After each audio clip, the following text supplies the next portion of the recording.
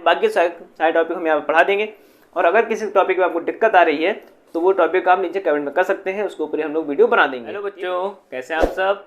तो आज का हम लोग क्लास शुरू करते हैं। आज के हम क्लास में पढ़ेंगे केमिकल रिएक्शन एंड इक्वेशंस, मतलब रासायनिक समीकरण और रासायनिक अभिक्रियाएं क्या क्या होती हैं। ये टॉपिक जो है क्लास 10 का पहला चैप्टर है, ठीक है। तो इसमें आप कुछ टॉपिक डिस्कस करेंगे। जैसे पहला टॉपिक हमारा हो गया केमिकल रिएक्शन, दूसरा रासायनिक अभिक्रिया की पहचान, मतलब कोई रिएक्शन हो रही तो कैसे उसको पहचान की रिएक्शन हो रही है। तीसरा अभिकारक, चौथा उत्पाद मतलब प्रोडक्ट, ठीक है। पांचवा रासायनिक समीकरण और छठा रासायनिक समीकरण संतुलित, मतलब संतुलित समीकरण क्या होती है, ठीक है। इसके बारे में आज हम कुछ डिस्कस करेंगे। तो सबसे पहला टॉपिक है हमारा केमिकल रिएक्शन। अब इसमें देखें केमिकल रिएक्शन क्या होती है। आप इमेजिन करके बता सकते हैं केमिकल रिएक्शन क्या हो सकती है। ऐसा परिवर्तन जिसमें नए गुण वाले पदार्थ हमें प्राप्त होते हैं केमिकल रिएक्शन कहलाती है, ठीक है। मतलब ऐसा परिवर्तन जिसमें नए गुण वाले, जैसे मान लीजिए जे पदार्थ, जैसे मान लीजिए जे एक पदार्थ है P, दूसरा पदार्थ है B, ठीक है। अब ये दो पदार्थ हैं, अब ये दोनों में परिवर्तन जब होगा तो हमें मान लीजिए P भी प्राप्त हुआ, ठीक है। ये खाली सैंपल के लिए था, एग्जाम्पल के ABCD वाले P और B हैं, ठीक है। तो A भी प्राप्त हुआ, तो जो इसके गुण होंगे, इस पदार्थ गुण होंगे, वो इन दोनों पदार्थ के गुण मिक्स करके बनेंगे, मतलब कतई डिफर गुण होंगे इन दोनों से, ठीक है। तो ऐसा परिवर्तन जिसमें हमें नए गुण वाले पदार्थ प्राप्त होते हैं केमिकल रिएक्शन कहते हैं, ठीक है। तो ये तो हो गया हमारा केमिकल रिएक्शन क्या होती है, ठीक है। अब हमारे सामने दूसरा पॉइंट है रासायनिक अभिक्रिया की पहचान। हम कैसे पहचान करेंगे कि केमिकल रिएक्शन सच में हो रही है। तो इसके लिए हम कुछ जो सिंबल होते हैं या कुछ साइन होते हैं वो हमें बताते हैं। जैसे मान लीजिए कोई पदार्थ है P, इसका जो पहले कलर था वो रेड कलर का था, ठीक है। और जब रिएक्शन हुई तो उसका कलर हो गया ब्लू, ठीक है, ब्लू हो गया। तो ये क्या हुआ, ये रासायनिक अभिक्रिया हुई है, मतलब रासायनिक अभिक्रिया हुई है, ये उसकी पहचान है कि पहले कलर तो रेड था लेकिन बाद में इसका कलर कैसा हो गया, ब्लू कलर का हो गया है, ठीक है। दूसरा कैसे कह सकते हैं, दही का बनना, ठीक है, दही का बनना हो गया, ये भी रासायनिक अभिक्रिया है, ठीक है। और पदार्थ की अवस्था में परिवर्तन, अवस्था में चेंज, ठीक है। ये सब क्या है, ये सब रासायनिक अभिक्रिया की पहचान है कि रासायनिक अभिक्रिया हम कैसे पहचाने रासायनिक अभिक्रिया हो रही है, ठीक है, रिएक्शन हो रही है। तो ये कुछ कारण होते हैं, जैसे पदार्थ की जो कलर है पहले रेड था बाद में ब्लू हो गया, ये भी रासायनिक रिएक्शन के कारण ही हुआ, ठीक है। और एक और देख लेते हैं, जैसे ये सब देखते रहते हैं, जैसे जले उदाहरण आप लोग ज़्यादातर देखते हुए, लोहे में जंग लगना, ठीक है, लोहे में जंग लगना, ये तो लोग सब आप लोग घर पे देखते ही होंगे। दही बनना, ये भी सब अपने घर पे देखते होंगे, ठीक है। पदार्थ की अवस्था चेंज थोड़ा मुश्किल है कि ये भी घर पे करा जाए तो कर सकते हैं इसको भी हम लोग, ठीक है। ये हो गया जैसे एग्जाम्पल के लिए कि पहले रेड था बाद में ब्लू हो गया। ये सब पहचान है कि रासायनिक अभिक्रिया की, ये सब पहचान है कि रासायनिक अभिक्रिया हो रही है, ठीक है। तो सेकंड पार्ट भी आप मेरे ख्याल समझ गए होंगे। थर्ड पॉइंट अपना देखते हैं।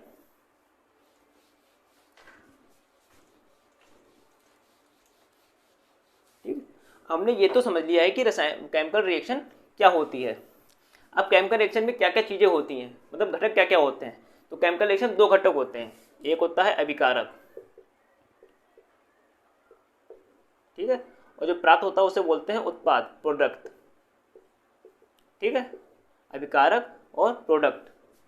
तो अभिकारक क्या होता है, ऐसे पदार्थ जो रासायनिक अभिक्रिया में भाग लेते हैं और जिनके द्वारा रासायनिक अभिक्रिया संपन्न होती है। जैसे मान लीजिए A और B हैं, A प्लस B, ये मिलकर प्रोडक्ट देते हैं, उत्पाद देते हैं, ठीक है।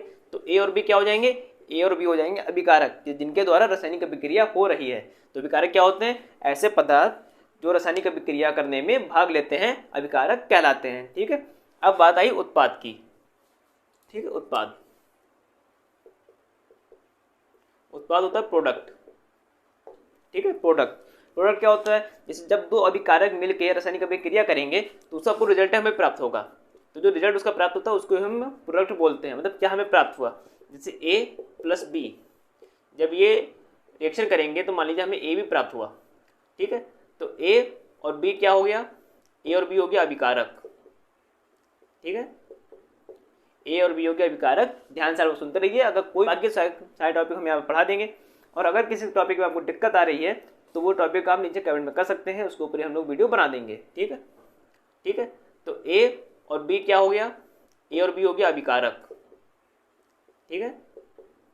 ए और बी हो गया अभिकारक। ध्यान से आप सुनते रहिए। अगर कोई भी ऐसा टॉपिक छूट जा रहा है जो आपको लगता है इंपॉर्टेंट, वो आप कमेंट कर सकते हैं। बाकी सारे टॉपिक हम यहाँ पर पढ़ा देंगे। और अगर किसी टॉपिक में आपको दिक्कत आ रही है तो वो टॉपिक आप नीचे कमेंट में कर सकते हैं, उसके ऊपर हम लोग वीडियो बना देंगे। ठीक है, तो ये तो क्या हमारा अभिकारक, और ये हमारा क्या प्राप्त हुआ, ये हमें प्राप्त हुआ उत्पाद। ठीक है, तो मेरा मानना है कि आप अभिकारक उत्पाद समझ गए होंगे क्या होता है। उत्पाद जो होता है रासायनिक अभिक्रिया के बाद प्राप्त होता है। रासायनिक अभिक्रिया हो जाएगी उसके बाद हमें उत्पाद प्राप्त होगा। जैसे दूध होता है, ठीक है, जैसे दही कैसे बनाते हैं, तो दूध होता है, दूध को गुनगुना करते हैं, ठीक है, उसमें थोड़ा दही डाल देते हैं और रात भर रखा रहने पे वो पूरा दही में बदल जाता है। ठीक है, ये क्या है, ये केमिकल रिएक्शन ही तो है। ठीक है, जैसे हुआ।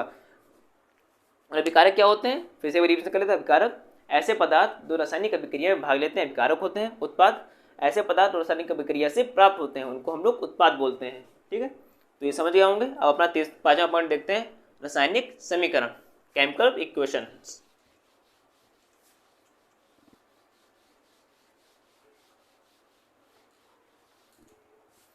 अब केमिकल इक्वेशन क्या होती हैं। केमिकल इक्वेशन रासायनिक समीकरण होता है जैसे कोई रासायनिक अभिक्रिया है, हम लोग कैसे लिख सकते हैं इसको, जैसे अभिकारक एरो लगा देते हैं और उत्पाद।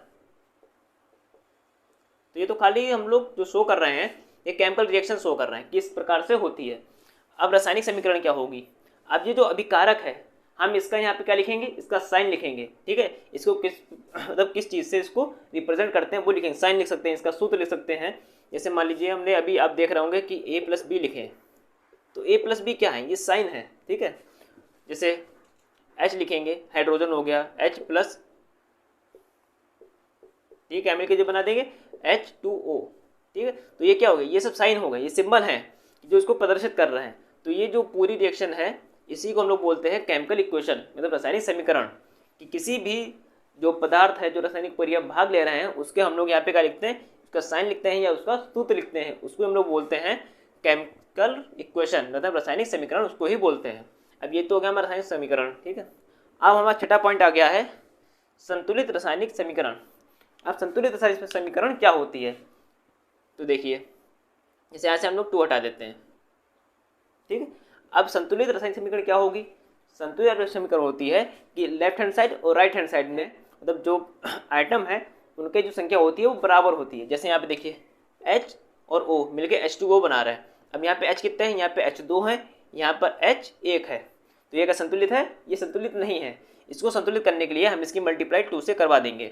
तो 2H यहाँ पे हो गया, यहाँ पर भी H2 है। ठीक है, 2H यहाँ पे है, 2H यहाँ पर है, और एक ऑक्सीजन यहाँ पर है और एक ऑक्सीजन यहाँ पर है। तो ये जो रिएक्शन है ये हमारी संतुलित रिएक्शन है।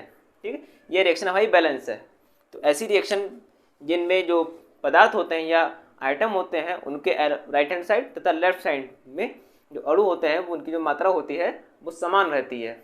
जैसे इधर 2 हैं तो इधर भी 2 ही होंगे। अगर कम ज़्यादा होते हैं तो वो बैलेंस नहीं होती है, वो डिसबैलेंस होती है। अगर आगे जो वीडियो बनाएंगे उसमें हम समझेंगे कि किसी भी समीकरण को बैलेंस किस प्रकार से करते हैं। उसमें समीकरण दी होंगी, उसमें हम लोग देखेंगे कि उसको बैलेंस जो है किस प्रकार से हम लोग करेंगे। तो तब तक के लिए वीडियो हमने आज 6 टॉपिक देखे हैं। कौन सा देखा, रासायनिक समीकरण। रासायनिक समीकरण क्या होता है, मतलब ऐसा परिवर्तन जिसमें हमें नए गुण वाले पदार्थ प्राप्त होते हैं, रासायनिक समीकरण कहलाती है। पहचान कैसे होगी, जैसे किसी पदार्थ का कलर चेंज करना, ठीक है, और जैसे दही का बनना, लोहे में जंग लगना, ये सब पहचान है रासायनिक समीकरण की। ठीक है, अभिकारक क्या होता है, वे पदार्थ जो रासायनिक अभिक्रिया भाग लेते हैं अभिकारक कहलाते हैं। उत्पाद वे पदार्थ जो रासायनिक अभिक्रिया के फलस्वरूप हमें प्राप्त होते हैं उनको हम उत्पाद बोलते हैं। 5वां में हमारा आ गया रासायनिक समीकरण। ठीक है, तो रासायनिक समीकरण क्या होती है, ऐसी समीकरण जिसमें हम लोग रासायनिक अभिक्रिया में जो भाग लेते हैं अभिकारक और उत्पाद उसके सिंबल यहाँ पे लिखते हैं या उसके सूत्र यहाँ पे लिखकर प्रेजेंट करते हैं, उसको हम लोग बोलते हैं रासायनिक समीकरण। अब संतुलित रासायनिक समीकरण क्या होती है, संतुलित रासायनिक समीकरण कह सकते हैं कि LHS और RHS में जो आइटम है उनकी जो संख्याएं होती हैं वो इक्वल होती हैं। दोनों साइड में जो संख्याएं होती हैं आइटम की वो बराबर होती हैं। जैसे इधर 2H है तो इधर भी 2 ही H होंगे। ठीक है, इसको हम लोग बोलते हैं बैलेंस केमिकल रिएक्शन या संतुलित रासायनिक समीकरण। तो आज की वीडियो आपको मेरे ख्याल से अच्छा लगा होगा और समझ में भी आया होगा। अगर अच्छा लगा हो तो एक लाइक कर दीजिए, और इसके जो नोट्स हैं वो आपको टेलीग्राम चैनल में मिल जाएंगे। जैसे ये पूरा चैप्टर खत्म हो जाएगा इसके नोट्स आपको टेलीग्राम चैनल में मिल जाएंगे, तो उस पर आप जाकर उसको ज्वाइन कर सकते हैं नोट्स के लिए। तब तक के लिए वीडियो को हम अपना यहीं पर ख़त्म करते हैं और आप सब अपनी पढ़ाई अच्छे से करते रहिए।